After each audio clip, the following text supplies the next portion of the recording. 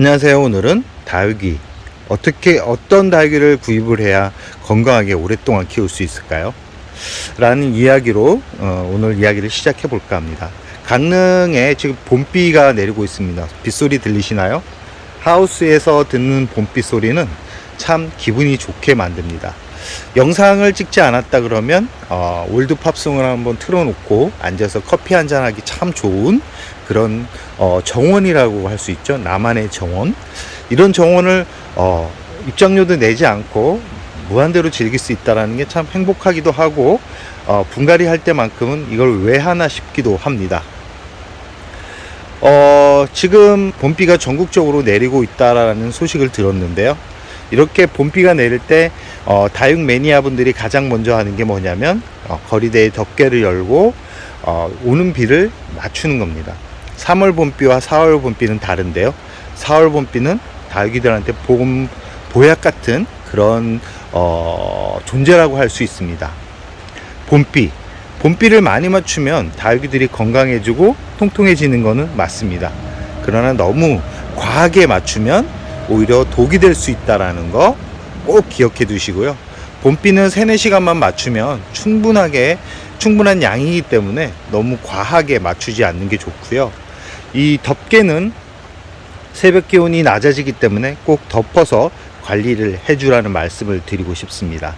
그럼 오늘의 본론인 다육이를 구입할 때 이 부분은 꼭 신경 써서 구입을 하자라는 이야기를 시작해 볼까 합니다. 다육이를 구입을 할 때 가장 기본적으로 생각하는 게 뭔가요? 저 같은 경우는 식물의 상태, 식물의 건강 상태를 보고 구입하고 이 다육이가 컸을 때 어떻게 성장을 해줄까라는 생각을 하면서 다육이의 줄기 상태를 보면서 줄기의 모양을 보면서 다육이를 고릅니다. 가장 기본은 다육이가 나중에 성장을 했을 때 어떤 모양으로 만들어졌을까를 먼저 생각을 하는데요. 아마 다육이를 처음 시작하시는 분들은 단순하게 잎이 예쁘고 가격이 저렴하고 많은 사람들이 구입을 하기 때문에 나도 구입을 하는 거야 라는 생각을 많이들 할 겁니다. 저 또한 그랬으니까요. 그러나 다육이를 오래 키우다 보면 왜 내가 생각하는 대로 모양이 만들어지지 않을까 라는 궁금증이 생기기도 하고 다육이가 번식을 하면서 생각 외의 모양으로 만들어지는 경우가 대다수입니다. 그렇기 때문에 다육이를 처음 고를 때는 줄기의 모양을 보고 구입하는 게 좋다라는 말씀을 드리고 싶습니다. 지금 영상에 보이는 파키필라 같은 경우도 좀 보시면 아시겠지만 줄기가 하나, 둘, 3개였는데 저쪽이 분질을 하면서 이렇게 갈라지고 있습니다. 이렇게 보이시죠? 이 갈라지고 있는데 이 부분은 제가 생각했던 그런 범위에서 벗어난 거죠.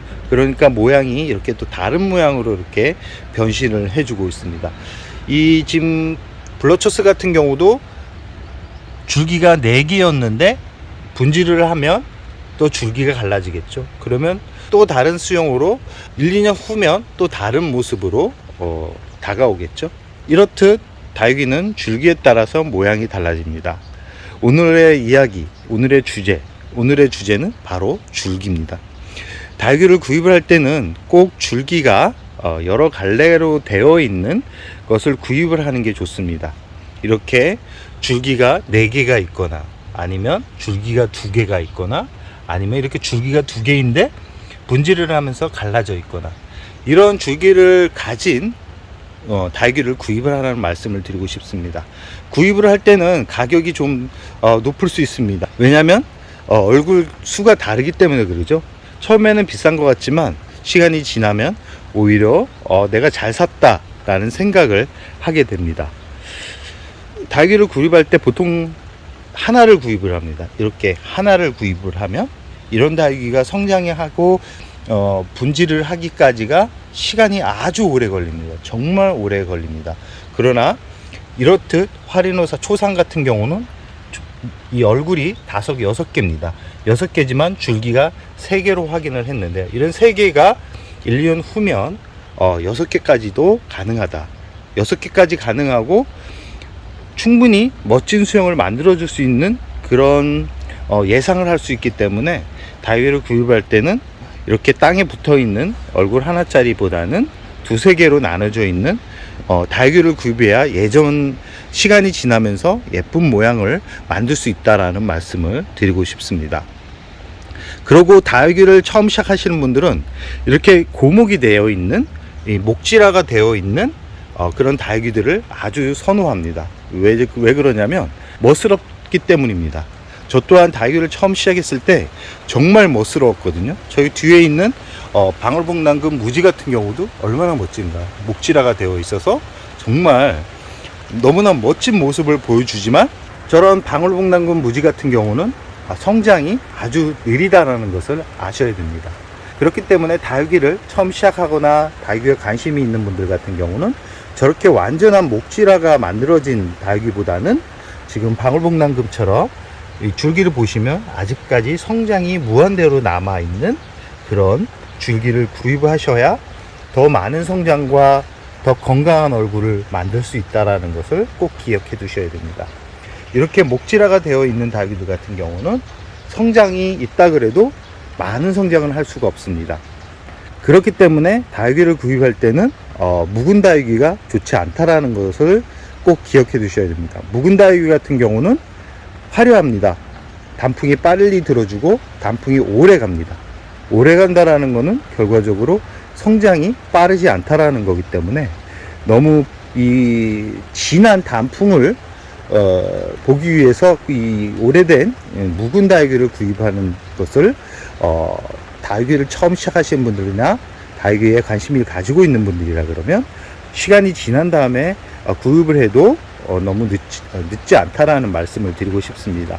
내가 키우는 다육이가 2, 3년 지나면 다들 목질화가 되어 있을 겁니다. 목질화라는 것은 나무처럼 변해 있다라는 것을 말하는 거기 때문에 2, 3년 지나면 거의 대부분의 다육이의 줄기가 나무식으로 이렇게 목질화가 되어 있을 겁니다. 그때는 또 그 나름대로의 멋진 모습을 볼 수 있기 때문에 굳이 비싼 돈을 주면서까지 목질화가 된 다육이보다는 성장세가 있는 젊은 다육이, 나이가 어린 다육이로 구입을 하라는 말씀을 드리고 싶습니다.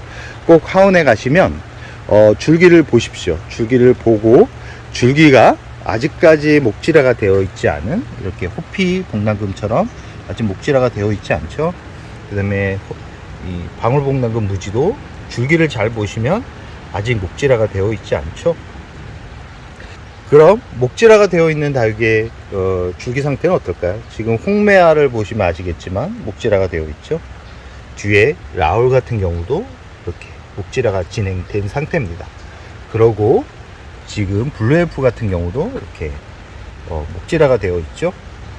파키필라도 그렇고 이 누다 같은 경우도 목질화가 다 진행되는 상태입니다.